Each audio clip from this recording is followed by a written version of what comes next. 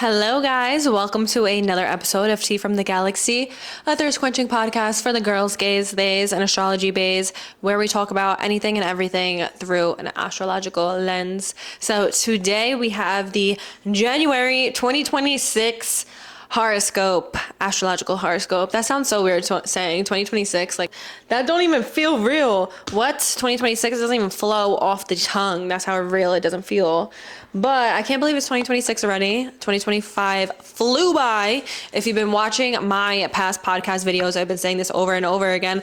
I've been saying that 2025 was the sneaky peek year. We were seeing a lot of sneak peeks happening, a lot of the beginning phases of huge changes that we're feeling. 2025 was like watching the previews of the movie of what 2026 is going to be. 2026, I've been saying, is going to be the beginning of a whole new society. With Pluto being in Aquarius, we're already feeling the societal changes happening. 2026 is going to be when that is really... the ball is really rolling on that. We're really going to see a lot of heavy hitters, a lot of heavy changes happening. There's a lot of heavy energy happening in January. I think we're feeling it in the end of December as I'm recording this right now. There's a lot of Capricorn energy happening during this Capricorn season. And then once it turns into Aquarius season later in the month, we have all those planets in Aquarius moving through Aquarius that have a meeting with Pluto and Aquarius at the beginning phases. So that's intense. That's intense energy. And then right after, we steamroll into eclipse season in February. So yeah, wow. The beginning of this year is definitely like growing pains, you know. Let's just get into it. So to start off the month, on the 1st, earlier in the day, Mercury in Sagittarius squares Neptune in Pisces at 29 degrees before Mercury moves into Capricorn later in the day. So we are feeling this vibe in the last week of December. On the first day of January is just when it goes exact. So it's when the energy is most potent, most intense. Mercury is the planet of communication. It rules things of how we communicate with one another, how we network with each other. It's the messenger planet. It is how we receive information, how we absorb information, how we give information. That includes things like mail, emailing, texting, calling, podcasting, reading, classes, gossiping. I always describe a Mercury square Neptune aspect as it's giving similar energy as if it was a Mercury retrograde. It is giving, we're not understanding things clearly. We're not understanding people. We're not getting the right message across to people. We're not understanding the message that we're trying to receive correctly. It's like there is a veil in front of our ears, in front of our eyes. We're trying to listen to things with earplugs on. It's a bad game of telephone. That is what Mercury square Neptune is like. So I say this is not the best time to sign any contracts, to commit to anything. If we are committing to things right now during the last week of December, the first week of January, we could potentially regret it, or be like, wait, I didn't know that's what I was signing up for. I didn't know what I was getting into. Definitely, if you have to sign any contracts, commit to anything, life is life. I would make sure that you are dotting all your I's and crossing all your T's, and that possibly, if it's a serious contract, make sure a lawyer is involved and really, helping you sift through that. This is not the time to overlook things, especially with Mercury being in Sagittarius.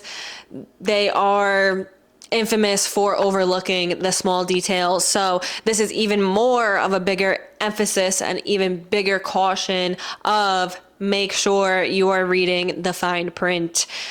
Not the best time to really commit to anything. There's just a lot of question marks surrounding things at the beginning of the month. So yeah, that is my biggest piece of advice. So, but we're feeling this the last week of December too. I also would advise to be careful with drugs, drinking, going overboard. A square to Neptune and Pisces. Pisces and Neptune both rule things of escapism, overindulging and escaping through overindulging. Yeah, I would definitely be careful, especially because it's New Year's Eve, it's the holidays. So I would be careful with overindulging and partying. Later in the day, Mercury does move into Capricorn. Mercury in Sagittarius was very curious, much more extroverted, having to put yourself in more extroverted situations. It is wanting to expand your mind, learn more about something, just really pushing the envelope and the boundaries of your mind. Mercury from Sagittarius moves into Capricorn. We're a little bit more disciplined, a little bit more organized, a little bit more reserved.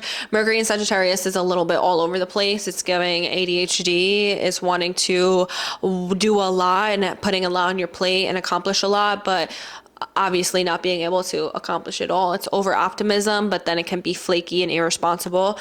But Mercury moving into Capricorn from January 1st until January 20th, we are a little bit more disciplined in how we're thinking, feeling a little bit more reserved. I'm feeling that energy. I just got back from a get together with a couple friends, and the four of us are all on the same page of feeling burnt out from the holidays, from work, feeling a need to want to isolate. And as all the planets are in Capricorn and moving into Capricorn, I think that is going to be a vibe for the beginning of January, like a serious form of isolation, recharging your battery and putting boundaries down because you need to put yourself first and do what's best for you for the betterment of their success, right? So with Mercury moving into Capricorn, we're starting to think more about stability. What stabilizes us, money. We could be thinking a lot more about money, thinking more about just serious things, serious topics, conversations are a little bit more serious. We could be wanting or receiving conversations from people that are older than us or people that we look up to. Our mind from Mercury and Sagittarius is way more fun, childlike. It reminds me of like 20-year-old that takes a gap year to go travel the world, and then Mercury moves into Capricorn and it's like they get back from their gap year of traveling the world and they enter the corporate America. You know, that's like the vibe that it gives me from Mercury and Sagittarius to Mercury and Capricorn. Just a little bit more serious, maybe a little bit more wanting to take time to yourself and not really socialize as much. So that will be until January 20th. That's the vibe. On January 3rd, there is a full moon in Cancer happening at 13 degrees. So this full moon is a little dramatic, emotional, I should say. The moon feels at home in Cancer. So it's comfortable there. It feels like it can be emotional and vulnerable, and you know, it's going to be a very emotional full moon. Full moons already bring heightened emotion. So when it's in Cancer, it feels like, yes, I could cry. I could feel emotional. This is the time where even if you're not a crier, you could be crying. That's just what the moon in Cancer does, especially in Cancer, but of the cardinal signs as well, Capricorn, Aries, Libra. If you have the cardinal placements from 9 degrees to 18 degrees, I would say you guys are feeling this full moon, the intensity of this full moon the most. A full moon is a culmination of events. So think of what was happening around the new moon in Cancer around 6 months prior. So in July of 2025, what was started around that time? What were themes that were happening around that time? Thoughts that were popping in your brain. During this full moon in Cancer, you could really start to see those things come into fruition, especially things surrounding what Cancer rules: family, our living situation, home life, our sanctuary, our comforts, our comfort zone, what brings us comfort, our inner child, children, our future children, children that surrounds us, our family, our future family.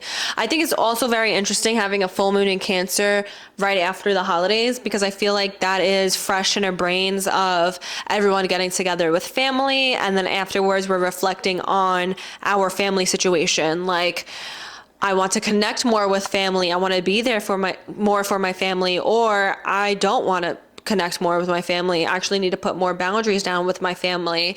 This is what I have learned from how I grew up and what I don't want to bring into my future family. This is where I want to live. This is where I don't want to live. This is what I want my home life to look like. This is what I don't want my home life to look like. A lot of reflection coming out of the holidays surrounding family, traditions, and our living situation. And, you know, it's fresh in our brains, and that's what a full moon in Cancer is all about. The reflection of those things and realizing what you have to release surrounding those topics in order to start a new chapter moving forward. with those things surrounding Cancer, but it also depends where Cancer rules in your chart too as well. You can see those themes popping up in your life as well. Like if you have a Cancer 10th house of career, it could be the relationship between releasing of a career because of a family dynamic situation that's happening currently, you know, a realization that you want to be closer to family, so you're gonna quit a job, you know. So that's a Cancer 10th house. That's if you have a Libra rising.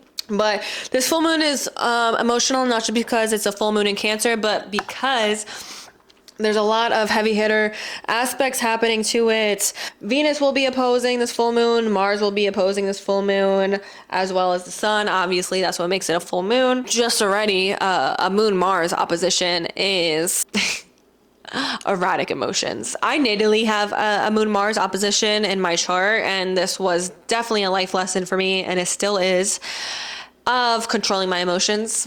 It's giving 0-100. It's giving erratic. It's giving explosive emotions. It's giving I'm either extremely angry or I'm extremely not doing anything about it. I'm either too aggressive or too passive. So this could be a theme under this full moon. So definitely watch out for aggressive energy, getting people or you getting to a boiling point and just completely exploding.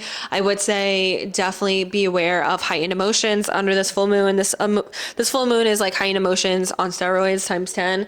It's almost giving like kind of like eclipse energy in that type of way with the heightened emotions of that. I think it's going to influence on people, especially because of that moon Mars opposition. It's really hard to balance emotions when there's a moon Mars opposition happening, and you know, I'm currently experiencing it myself. I natally have a Mars in Cancer, and it's opposing the Mars in Capricorn currently. And how I've been feeling is extremely burnt out. So, you know, Mars not only represents our aggression, but it represents our motivation. So it's been really hard for me to balance hustling and pouring into my cup and not being too lazy and not overworking myself. So that could also be a theme that we're realizing under this full moon in Cancer too. The full moon in Cancer definitely gives needing to find the balance between your home life and family life and your work life and the responsibilities from your career and from your living situation. So I definitely think that is in the spotlight heavy, your family responsibility and your career responsibility. And also I just feel like a lot of people are really like thinking about, where do I want to live?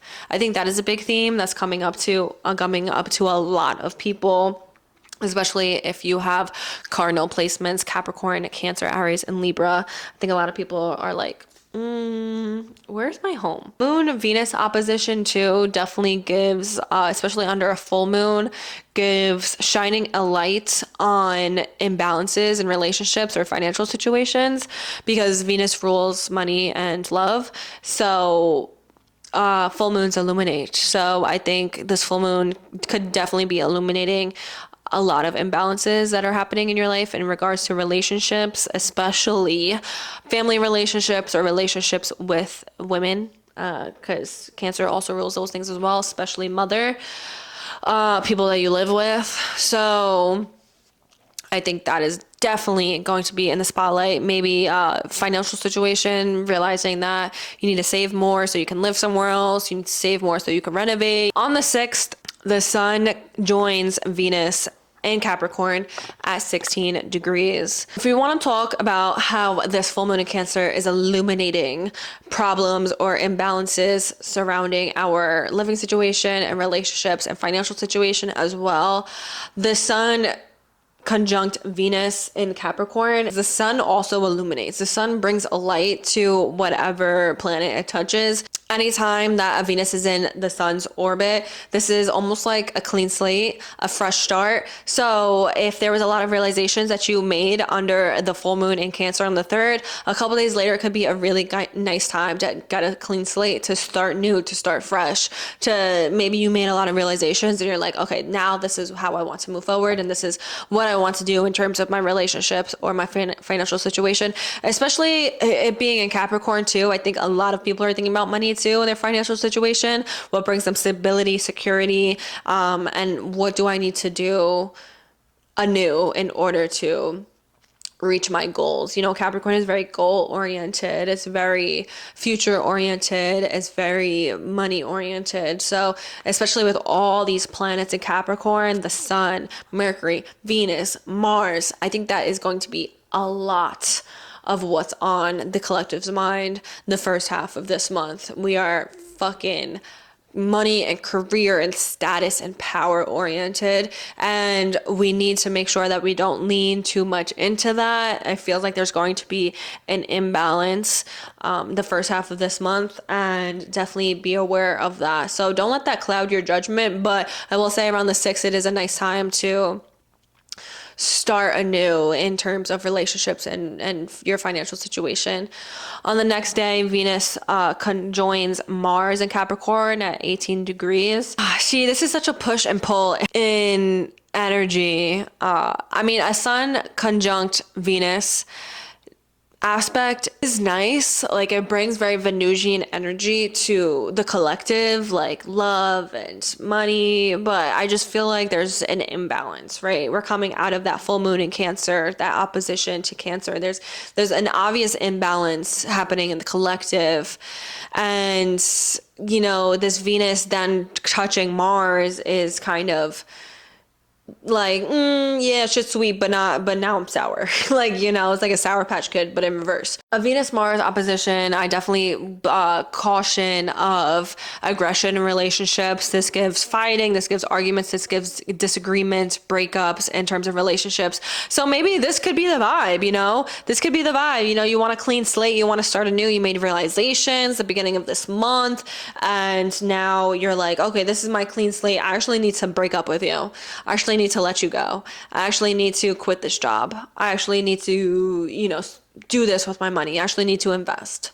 I need to move. So this could be it. This could be, because Mars not only is, you know, the god of war, and it brings aggression and fights and disagreements, but it brings separations. So this could be that, a separation from a person, from a financial situation. So I definitely see that happening the first week and the second week of January.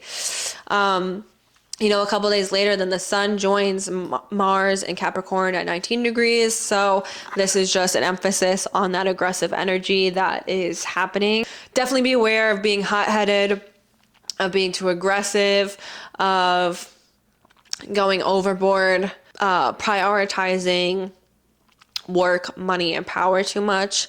That is the downside, the evil side of Capricorn. Like, just work, money, power, that you kind of disregard everything else. On the 9th, Venus opposes Jupiter in Cancer, and then the next day the Sun and Mars follows in an opposition to Jupiter in Cancer. So basically, at the beginning of the second week, going into mid-January, we have Venus, Mars, and the Sun opposing Jupiter in Cancer. So this is a warning of, like what I said, be careful of doing too much, of going overboard. Jupiter is the planet of luck, of abundance, of optimism. So even when there's a harsh aspect happening to Jupiter, it is not super bad, because Jupiter is the planet of luck. But Jupiter is over optimistic, it is overindulging, and that is how tons of aspects to Jupiter can work out, especially oppositions. Oppositions are needing to find the balance. So especially a Venus-Jupiter opposition, you know, make sure you're not spending too much money. This looks like a regretful spend. This looks like a regretful leaving a job, a regretful, you know, a cheating in a relationship, you know, overindulging and then ruining your relationship, or it, you know, so stuff like that. Just doing too much, spending too much money. You are riding off of high optimism and you're acting stupid. That is what a Venus opposite Jupiter aspect looks like. And even, the Sun and Mars opposite Jupiter too, like just doing too much. You're leaning too much to one side and you're just like going overboard. It's kind of like what is even happening here? Take it down a notch. Especially with a Mars opposite Jupiter as well. Like this could look like doing too much and being too aggressive about it, or being too impulsive, or, taking a fight too far, taking something too far, taking the need for money and power too far and status too far, and just like doing too much, going overboard. So definitely be careful with that. A couple days later, Venus, Mars, and the Sun then enters a square to Chiron in Aries at 22 degrees. So yeah, the cardinal placements are getting boom, bow, pow, pow, pows, a lot of pow pows on the butt to the cardinal placements. If you have Capricorn, Cancer, Aries, or Libra placements, you are definitely getting smacked the beginning of January, but especially if you have like mid to later degrees of the cardinal signs. Earlier degrees, you're kind of in the clear, but later degrees, you are getting smacked around like a rag doll. Okay. Chiron is an asteroid in astrology that represents our deep-rooted subconscious wounds. So not every astrologer works with Chiron or asteroids in general, but I like working with Chiron because I believe that there is such a bigger picture to working with Chiron. Once you heal these wounds within yourself, and we all have them, especially them being subconscious. So sometimes we don't even know that they're there until they're being activated by certain planets like these. Once you heal these subconscious wounds within yourself, it creates a domino effect of healing. You inspire other people around you to heal as well. So it's not even you heal yourself, you heal other people by healing yourself. And that's why I like working with Chiron. A square to Chiron is tense. It is bringing those subconscious wounds up to the surface, kind of forcing you to say hi to them, to recognize them, to know that they're there, to work on them. Especially being that there's 3 planets in Capricorn making a square to Chiron. This is like, no, you're not running away from this wound. Chiron has been in Aries since 2019. So we have been, this isn't a new wound. This is something that if you have not healed from this wound, it is going to keep cutting you, burning you, and like smacking you in the face. If you have healed this wound since 2019, you are probably on the road of healing other people, which is beautiful. But yeah, a Venus, Mars, Sun, square Chiron aspect could look like a realization of certain relationship wounds that you have, money wounds that you have, identity wounds that you have within yourself, especially being that Chiron is in Aries. As a collective, this has brought a lot of identity wounds. Who are we? What do we want from life? What is my role in society? Who am I? What do I want to look like? What's my aesthetic? Am I thinking for myself? I need to start thinking for myself. I need to start putting myself first. I need to be more aggressive, more go-getter. So yeah, this has been a collective wound, but it really depends where Aries is in your chart to really get a deeper level of understanding of the kinds of wounds that you have been dealing with, the subconscious wounds, since 2019. But like what I said, it's not easy. Chiron is a subconscious wound. It is not easy to deal with something that you're not even fully aware of on the daily. On the 15th, Venus in Capricorn makes a trine, which is a harmonious aspect, to Uranus and Taurus at 27 degrees. And at the same time makes a sextile, which is a nice aspect, to Saturn and Pisces at 27 degrees. So this is nice for the earth signs, okay? Especially if you have later degrees earth signs. Even later degrees water signs as well. Cancer, Pisces, Scorpio, Capricorn, Taurus, Virgo. Later degrees. This is nice energy for building in relationships or your financial situation, building your financial situation up. This is with Uranus in play. Uranus is the planet of unexpected events. It's not good or bad. It's just unexpected. It is a bag of tricks.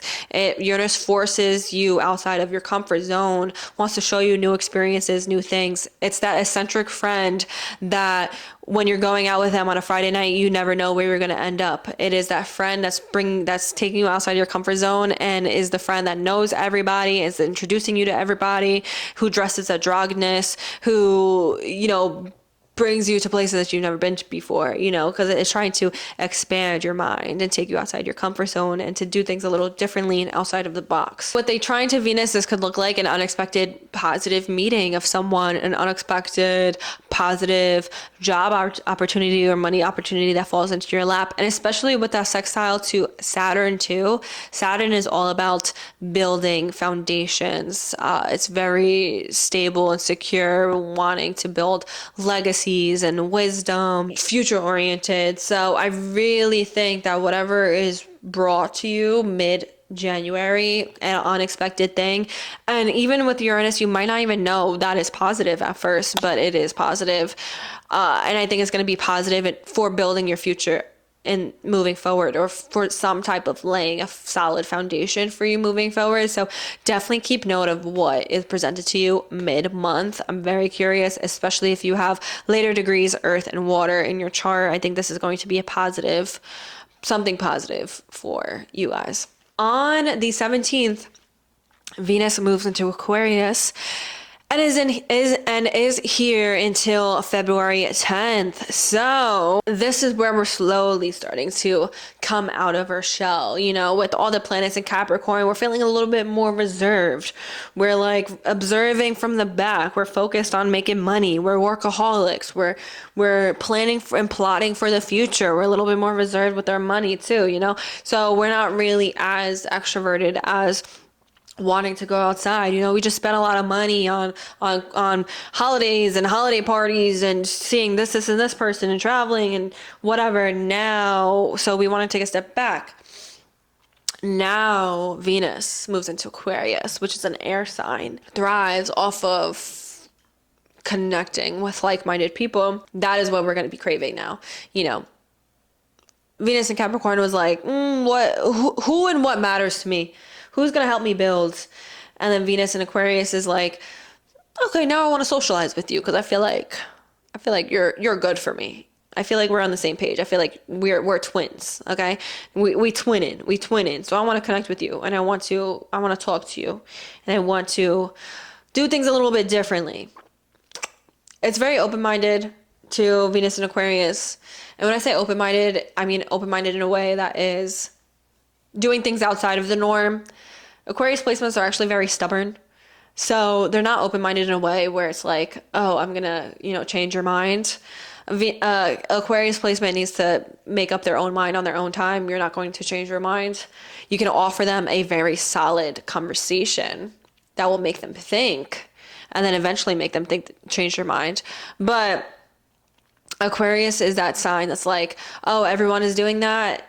Yeah, I don't want to do that. So, just really thinking outside of the box and wanting to be different and just naturally being different too. So Venus in Aquarius, we could definitely be feeling a little bit more open-minded in our relationships too, like doing things unconventionally in your relationships and how you would usually do it. If you're single, maybe you're like, wanting to explore a different type of person, your sexuality, polyamory, things like that. Just dating in a way that you maybe never dated before. And if this isn't popping into your brain, this is an amazing time to do that. So let's take advantage of that energy. Like, let's say you have one type. While Venus is in Aquarius, this is such a nice time to date a completely different type of person and have fun with this singles during this time. Like, make a game out of it. You don't know who you're gonna meet, or what you're gonna learn by dating outside of what your usual type is. Like, who knows? So I think that's a little fun game to play. For people who are in a relationship while Venus is in Aquarius, this is still a nice time to experiment. Do things that you've never really done before. Experiment in the bedroom. Do things. Go on fun dates. Have some really out there, open-minded conversations. This is what Venus in Aquarius loves. Connect with your lover as a friend. This is another huge Venus in Aquarius thing that Venus in Aquarius people love. They love their friends. They put their friends on a pedestal. This is a nice time to get together with friends too. So I think, the beginning of the month, we're going to have a time where we're coming to ourselves a little bit more. We're kind of prioritizing what matters to us. And then Venus and all the planets start moving into Aquarius slowly. And we're like, okay, let me connect with my friends again. Hi, I'm outside my hermit break that I've had for the past 2 weeks. I'm ready to socialize again, you know? So that is the vibe until February 10th. The next day, though, is the new moon in Capricorn at in 28 degrees. And a new moon is a time of new beginnings. It is a time of planting seeds of what you want to grow and blossom over the next 6 months until the full moon in Capricorn happens. So it really matters where Capricorn rules in your chart to really get down to the nitty gritty of things that you should or want to manifest. But good things to manifest during this time are Capricorn related things, you know, what's going to bring you money, stability, security. I mean, just stability and security. It doesn't even have to be money. But a lot of the times, you know, Capricorn being an earth sign, they do care about money. Money brings them a lot of stability, security, and not because they're materialistic, but because it just literally self-soothes them, you know, it emotionally regulates them, having money in the bank, not having to worry about where the money is coming from makes them function better. That's just, it is what it is. Earth sign things. Especially with the new moon happening at 28 degrees, that boils down to number one in numerology. Anytime there is a new moon happening at a 1 degree, emphasizes how this new beginning is very potent and strong. That's just combining astrology and numerology together. So 1 in numerology, 1, 11 represents, you know, manifesting a new beginning. So I think the numerology is backing up the astrology of this, especially in Capricorn. It's all about, you know, it is a leadership sign. It's a cardinal earth, taking reins and being the boss of whatever you're manifesting into your life. The next day, the sun moves into Aquarius, and it is Aquarius season. Mercury also forms a trine to Uranus and Taurus at 27 degrees. So this is a really nice time to start thinking outside of the box. With that sun moving into Aquarius and that Mercury, the planet of communication, being in harmony with the planet Uranus of thinking outside of the box, this is like an evil genius aspect. It's like, oh my God, I just invented something off the top of my head. It is the write down what comes to your mind and what things that you think of, because you could definitely have like an evil genius type of moment. This is a really nice time to connect with people and get the wheels turning on some type of things. It's like getting together with friends and being like, yeah, we should start that business. Yeah, write that down. And like, you know, getting serious about it. This is the combination of having Aquarius and Capricorn in the stars together at the same time. It is the thinking outside of the box, connecting and curating and bringing to life something with other people. Maybe having a conversation with someone who gives you a completely different perspective of something that you never even thought of before. That could be life changing. So I really like a Mercury trine Uranus aspect. In Taurus, to Uranus and Taurus too, definitely like something about bringing something to life, taking an idea and bringing it into reality, and like, you know, literally bringing it into Earth. Also on the same day though, Venus touches Pluto in Aquarius. So this is the downside to all the planets that will be moving into Aquarius for the next 16, 17 years. Every planet that enters Aquarius will have a meeting with Pluto in Aquarius, unfortunately, or fortunately, I don't know, depends on your perspective. But a conjunction to Pluto is usually harsh. It's usually intense. Okay, I'm not even gonna sugarcoat it. It just is. You know, Pluto is a planet of destruction, of transformation, of rebirth, of death, of, you know, trauma, of fears, of power controls and power dynamics. Venus, you know, comes around its merry way and enters Aquarius and is like, ooh, I want to get together with my friends again. No, it has to get through some deep, dark trauma first, okay? Venus joining Pluto aspect looks like an emphasis of power dynamics and relationships. So this just seems to be a theme this month. I think there's a lot of realization about power dynamics and relationships, things that are unfair and that you're over with. But this could also look like money power dynamics too. Could be from the same person or from the same thing. Could be from a job position, could be from a boss, could be from a partner, could be a business partner, you know. It could be either or the combination of them together. You know, it's very prominent in interface when Venus is actually touching Pluto. Definitely be aware of being manipulated during this time, being controlled. Be aware of who you're getting close to at this time or who you are close with. If we want to look at the pride side, Pluto transforms. So this could look like a transformation in a relationship, like a complete transformation. Like what I said at the beginning of the month, maybe there was a realization of something. You wanted your clean slates in terms of a certain relationship, and now Venus is joining Pluto later in the month and is like, okay, this is the transformation of this relationship, and this is what it's going to look like. This is what the roles are going to be in the relationship. And yeah, or a complete, like, you know, transformation of a financial situation too. You could come across a sum of money that transforms your life, or maybe lose a sum of money that also changes the direction of your life too. So that's the thing with Pluto, you know, it is either you are crumbling and you are burning and you are the ashes, or you are the phoenix rising from the ashes and you made it out the other side and stronger and better than ever. You never know which one you're going to get. I guess it depends on your situation, you know, and where Pluto is in your chart and how Pluto interacts with your birth chart as well. Constantly destruct and rebirth life, situations.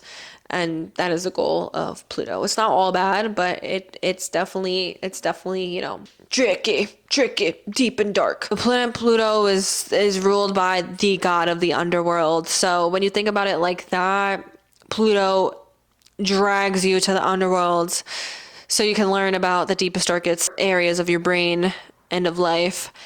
So you can come back up on the other side with a lot more strength and wisdom and create a lot of change with that strength and wisdom. On the 20th, Saturn sextiles Uranus at 27 degrees and also Mars in Capricorn. And Mars is also making a trine to Uranus and 27 degrees as well. Like a week prior, Venus was making that trine to Uranus and sextile to Saturn, and now a week later, Mars has caught up and is now making that trine to Uranus and Taurus and sextiling that Saturn in Taurus as well. So, I mean, that's Saturn in Pisces. So it's kind of just reiterating certain themes that were brought up earlier mid-month, and later in the month now we are taking action towards that, because that is what Mars is all about. Mars is the initiator. It is action oriented. It is go-getter. It's fiery. It's ambitious. It is aggressive. It brings fights and disagreements and separations. So that could be themes, right? Like, in order for me to create the vision that I have in my brain, I have to separate from you. I have to disagree with you. I have to speak up for myself. I have to go after what I want. Mars trine Uranus and as an aspect brings erratic movement and behavior, but it's kind of harmonious. It's kind of free flowing. It's kind of like, ooh, I'm in a flow state. You know, that TikTok trend that's like, when I do this and that, I enter a flow state.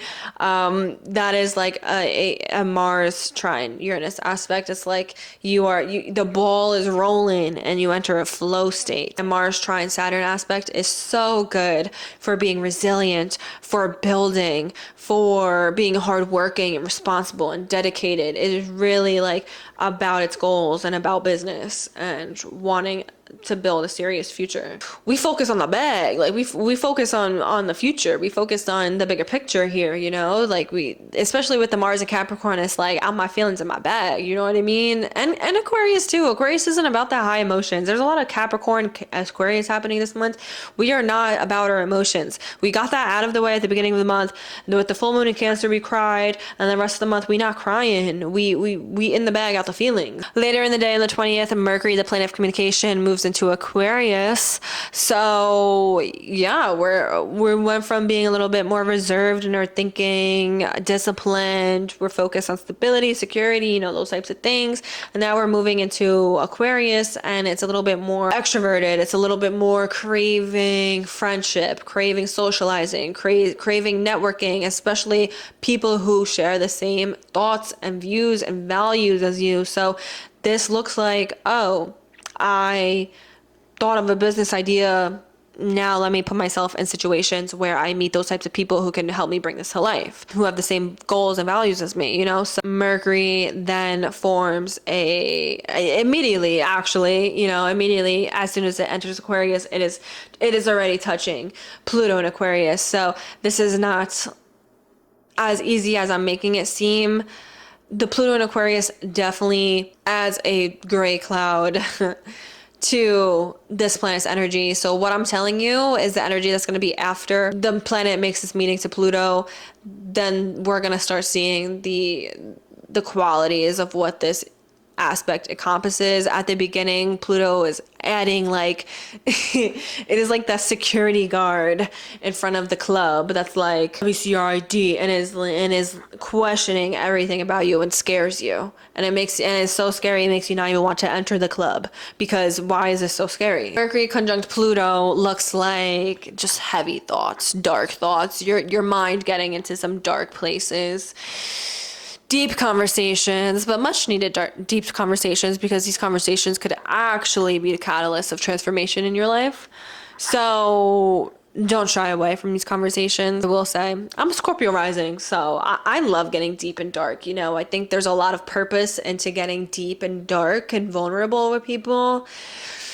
From the pits of hell is where we find transformation. That is just how I view life. That is my theme for life. Mercury also touching Pluto as well can bring dark news, bad news, news surrounding death. I'm not saying that happens to you, but it could be a possibility. Serious news. So, or, news surrounding birth too. Pluto rules death and birth, it's the cycle of life. So I do just have to say that, like, I'm gonna be real, I'm gonna be real with you guys. I'm not gonna sugarcoat things. That's just not who I am. I try to sugarcoat things. Sometimes that is not who I am. On the 23rd, Mars moves into Aquarius and is here until March 2nd. So, like what I said, Mars is the planet of aggression. It is our motivation. It is the fire underneath us. What motivates us to get out of bed in the morning? What moves us? It is also our sexual desires, our aggressions, what causes us to fight. Mars from Capricorn to Mars in Aquarius. Mars in Capricorn, like what I said, is very stability, security, and money oriented. That's what motivates us. Definitely more money and stability focused. As Mars moves into Aquarius for the next 6 weeks after, we are now worried about or prioritizing social connection, and not even just any type of connecting, but connecting with like-minded people. Who's in our circle, social networking, thinking outside of the box.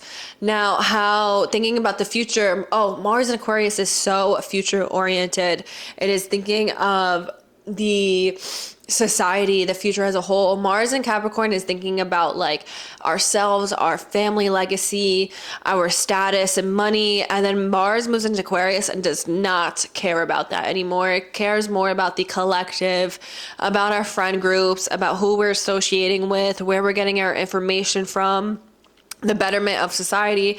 Aquarius also rules things of like activism, humanitarianism, and stuff like that. So we're definitely caring more about things like that, sticking up for what's right, giving more to like a cause, volunteering, possibly joining a new group. Especially like, not only is Mars moving into Aquarius, but it's also Venus, and then soon Mercury is also the sun. So there's a lot of Aquarius energy happening. But like what I said, a few days later, Mars enters the conjunction to Pluto in Aquarius at 3 degrees.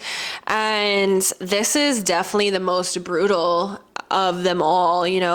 Mars is the planet of war. Pluto is the planet of death. rebirth, destruction, transformation. So when they're touching each other, it's kind of like two alpha males in the room, and who's gonna beat who? What's gonna come out of this fight? What's gonna come out of this destruction? I'm very curious to know what happens at the end of the month. It is also right before eclipse season. Like, this aspect goes exact, and then literally a couple days later we start entering the eclipse season orb. So I definitely feel like this is the beginning, this is the catalyst, this is the event that sparks the then change that happens walking into the eclipses, the first eclipses of 2026. A Mars Pluto conjunction happens once every 2 years. I think this is the first time that we're actually seeing Mars in Aquarius conjunct Pluto in Aquarius. If you are fixed signs in the early degrees, 0 to 5 degrees, 6 degrees of Aquarius, Leo, Taurus, and Scorpio, keep note of the last week in January. I'm very curious to know what is going to happen. This is like war. Not literally. I mean, shit. Who knows? Could literally mean literally, but yeah, this is like, definitely be aware. Oh, warnings for this. Let's talk about it. Let's be real. Definitely be aware of who you're associating with. Definitely be aware of putting yourself in dangerous situations. Listen to your gut. If you feel like you shouldn't go out that night, don't go out. You feel like you shouldn't hang out with those people, don't hang out with those people. Be aware of manipulation. Be aware of surrounding yourself with bad people. This is definitely a dangerous aspect. This is an aspect where, definitely be aware of trauma, sexual trauma, being, I don't know. I guess that's just the warning of that, especially if you have early degrees of the fixed signs. The day before, actually, Neptune moves into Aries. This is so noteworthy. We're starting to see all the outer planets move into their new sign. Neptune dips his toes into Aries last summer of 2025. And we saw a little preview of what Neptune in Aries looks like. Neptune has been in Pisces since 2011, okay?